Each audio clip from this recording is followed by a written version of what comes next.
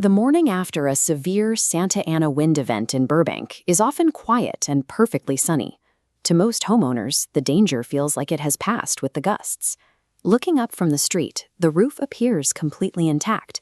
There are no missing sections of tile and no obvious holes, giving the impression that the home escaped without damage from the ground. The National Weather Service warns that these dry winds are most common from September through May, and the agency explicitly notes that these events can cause major property damage. A gap of days or even weeks often sits between the wind event and the next rainstorm. This period is the only time a homeowner can identify lifted materials or open seams before they turn into active water intrusion. If a homeowner waits for the next rainstorm to see if their roof survived the wind, the moisture has already bypassed the exterior barrier. Burbank is particularly vulnerable due to its geography. Neighborhoods near the Verdugo Mountains, or homes situated on hillside streets and canyon-adjacent lots, sit directly in the path of localized gust patterns. This diagram illustrates the atmospheric process. High pressure over the dry desert pushes air westward, forcing it to compress as it moves through mountain passages toward the coast. This compression funnels and accelerates the air, creating turbulent downdrafts that uniquely batter elevated homes. In canyon-adjacent areas or hillside streets above Kenneth Road, these gusts target older rooflines and sun-aged materials that are less resilient to turbulent directional air. Santa Ana winds act as a physical pry bar, actively seeking out edges, penetrations, and transitions to wedge beneath the roof's exterior envelope. Most wind damage starts with uplift pressure. This force targets the most exposed areas of the house first, like the eaves, the drip edges, and the starter rows. When wind gets under an asphalt shingle, it can bend the tab backward. This creates a permanent structural crease at the hinge point, meaning the shingle will no longer shed water correctly even after it settles back down. On tile roofs, the wind can shift heavy clay or concrete pieces just enough to expose the underlayment.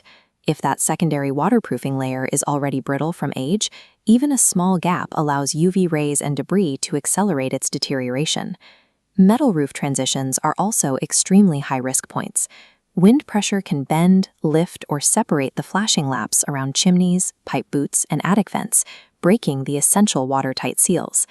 Beyond pure wind pressure, the air strips nearby trees of organic debris. Heavy palm fronds and large branches are hurled across the roof, causing direct impact damage to tiles and shingles. These leaves and branches often collect in roof valleys and gutters. This creates hidden dams that block drainage paths, forcing water sideways and under the roofing material during the next rain. By the time the gusts subside, the wind has often loosened the interlocking components of the entire waterproofing system. The roof looks intact from the driveway, but its ability to shed water has been compromised. You can identify these problems from the ground without ever climbing onto the roof. Start with a perimeter sweep of the yard and driveway immediately after the wind stops. Look for concrete tile chips in the planter beds, fragments of ridge caps on the lawn, or unusual accumulations of dark shingle granules near the base of your downspouts. Check the interior as well.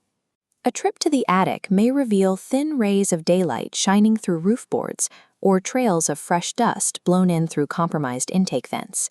The presence of this debris confirms that the roof's primary structural defense has been compromised. An attic that looks dry today is already prepared to become an active leak zone when the weather shifts. When the first seasonal rainstorm finally arrives, it acts as the catalyst for the damage created weeks earlier. This diagram shows the path of failure. Water enters through a wind-lifted seam, follows the wooden rafter down, and saturates the ceiling drywall, often appearing as a stain far from the original leak point. Failing to act during the dry window transforms an isolated shingle or tile repair into a large-scale interior restoration project involving drywall, insulation, and paint. Do not wait for the next storm to reveal the damage. Schedule a post-wind performance check with Repair Burbank to secure loose materials and address vulnerabilities while the roof is still dry.